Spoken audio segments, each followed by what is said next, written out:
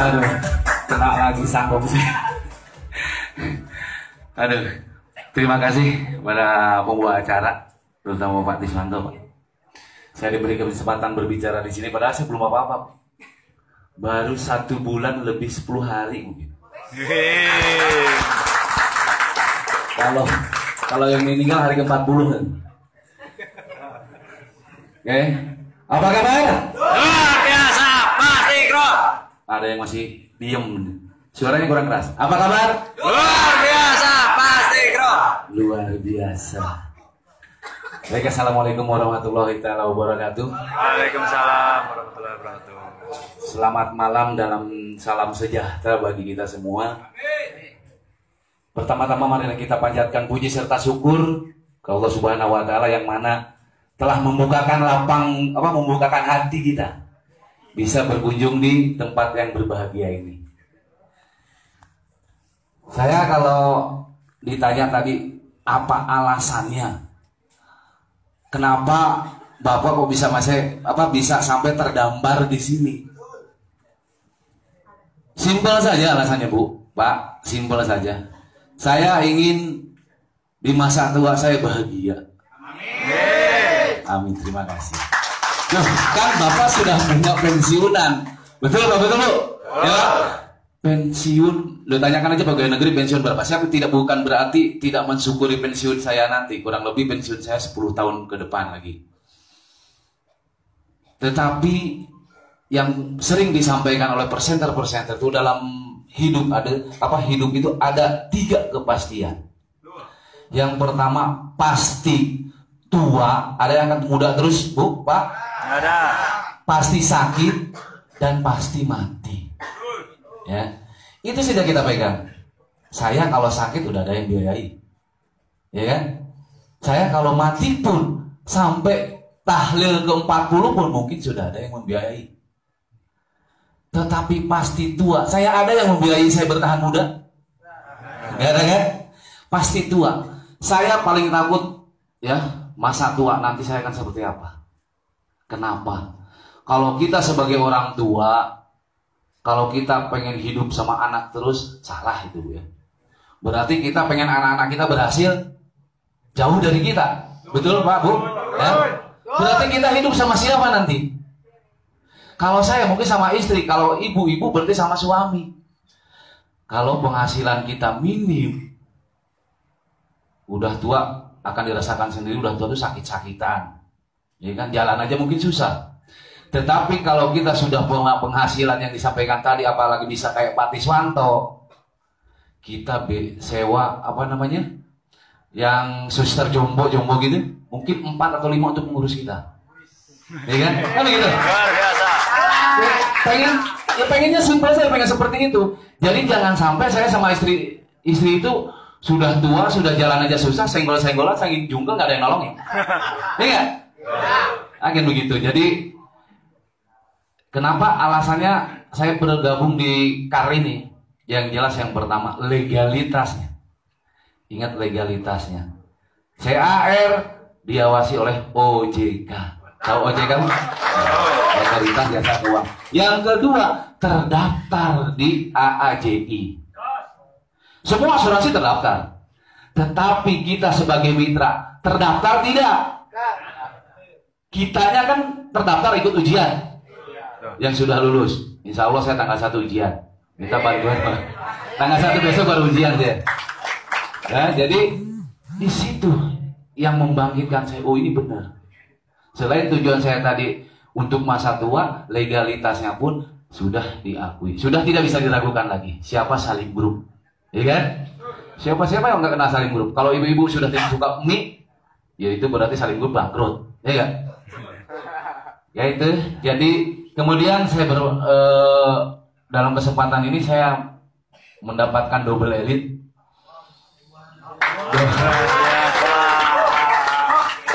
Kalau double elite, nah Bapak kan punya pangkat, Bapak punya kantor, Bapak punya anggota, gampang, tinggal sentil aja anggota Bapak pasti masuk. Tidak seperti itu. Tidak seperti itu. Semua mitra saya yang bergabung saat ini tidak ada satupun anggota saya. Ya? Tidak ada satupun anggota. Silakan dicek di Mobisnya, tidak ada satupun anggota saya.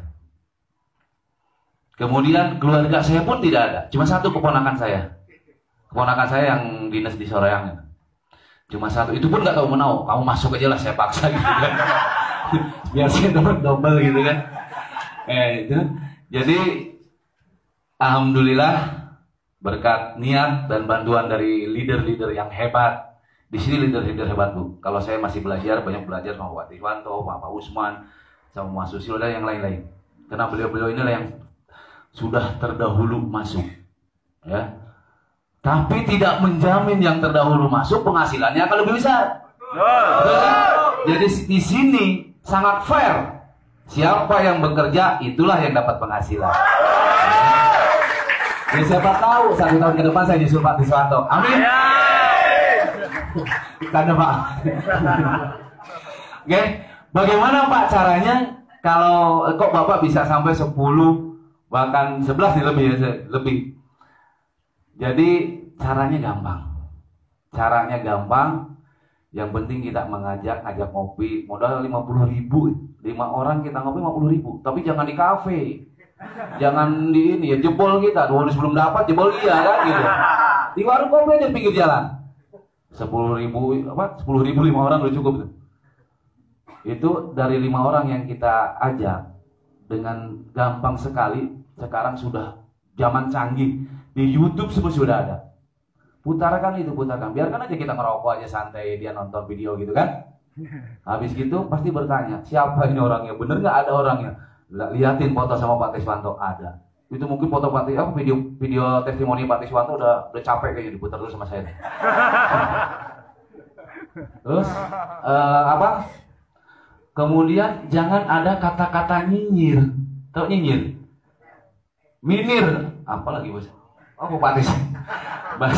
Bahasa Sundanya. Saya itu orang Sunda Bu, tapi ya beginilah banyak gaul di luar. Jadi bahasa-bahasa yang negatif, ya, yang negatif sama rekan-rekan kita yang menolak. Itu hak mereka. Ditolak yo silakan, bergabung yo alhamdulillah. Kalau tahu Bapak Ibu pengalaman saya masuk Desember tanggal 11 itu ya sama sekali belum aktif. Karena pertama kali gabung, saya prospek 3 orang, 3-3-nya nolak. Bener ini saudara, 3-3-nya nolak. Yang satu saya ajak mau berpegang HP terus, yang satu Pak saya sudah tua, yang satu wah daripada seperti itu saya lebih baik nabung di bank. Ya silakan, udah bingung. Setelah tahun baru lah saya berpikir tahun baru inilah harus membangkitkan saya, semuanya harus lega baru. Alhamdulillah. Jadi kemudian silahkan promosi di Facebook. Sangat booming sekali di Facebook itu. Semua hampir setiap saya buka salam 3 jari semua. Memang kayak gitu. Lah saya baru masuk baru datang aja Pak foto. Alhamdulillah. Mungkin foto saya sudah tersebar di mana-mana tuh. Tapi hal yang positif bisa membantu bapak-bapak, ibu-ibu, ya. Saya sampaikan, maaf nih di sini ada anggota TNI Polri. Ada anggota TNI Polri. Gak usah malu-malu Pak. Kelihatan kalau enggak. Tapi nggak apa-apa, terlepas dari itu, sampaikan kepada saudara-saudara, bapak-bapak, ibu-ibu, kepada teman-teman bapak-bapak, ibu-ibu, lihat kan saya aja ikut. Nah, gitu. Saya saja ikut, maksudnya Yayatur Hidayat Mayor Infantri ini ikut gitu.